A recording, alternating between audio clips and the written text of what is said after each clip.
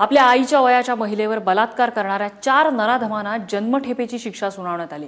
2010 मध्ये परळीत लष्कराच्या महिला अधिकाऱ्यावर सामूहिक बलात्कार करण्यात आला होता। तब्बल 6 वर्षांनंतर या खटल्याचा निकाल लागलाय। हे संपूर्ण प्रकरण नेमकं काय आहे आपण जाणून घेऊया। दीपक जावडे, अभय पोरे, विजय बडे आणि सुनील एखंडे या 4ही नराधमांना पुढचं आयुष्य तुरुंगाच्या 4 भिंतीआड काढावं लागणार आहे। सामूहिक बलात्कार प्रकरणी औरंगाबादच्या विशेष मोक्का न्यायालयानं या 4घांना जन्मठेपेची शिक्षा सुनावली आहे। तब्बल 6 वर्षांपूर्वी ती घटना घडली होती। लष्करातील महिला अधिकाऱ्यावर झालेल्या सामूहिक बलात्कारामुळे संपूर्ण महाराष्ट्र हादरून गेला। कुटुंबासह परळीतल्या घृष्णेश्वराचं दर्शन घेऊन लष्करातील महिला अधिकारी जेवणासाठी छोटूदा धाब्याजवळ थांबली। मात्र दीपक जावळे आणि त्याच्या साथीदारांची नजर त्या महिलेवर पडली। जावळे गँगनं महिलेच्या गाडीचा पाठलाग सुरू केला। काही अंतर कापल्यानंतर नराधमांनी पीडित महिलेला गाठलं आणि तिच्यावर बलात्कार केला।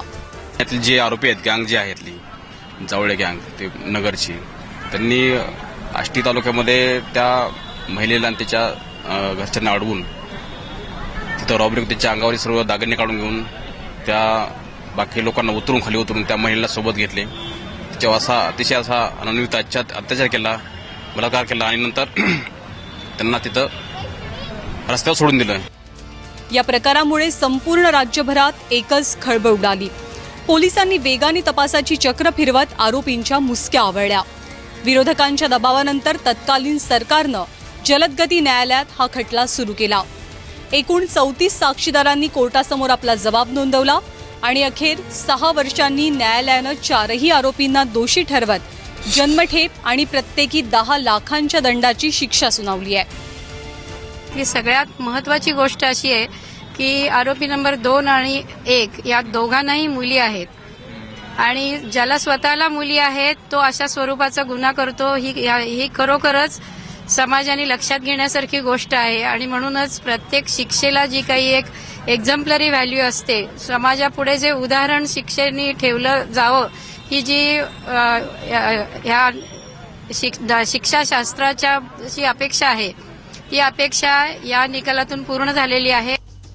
कोर्टाच्या निर्णयावर सरकारी वकिलांनी आणि पोलिसांनी समाधान व्यक्त केलंय। दरम्यान फास्ट ट्रॅक कोर्टात खटला चालूनही पीडित महिलेला न्यायासाठी 6 वर्ष वाट पाहावी लागली आहे।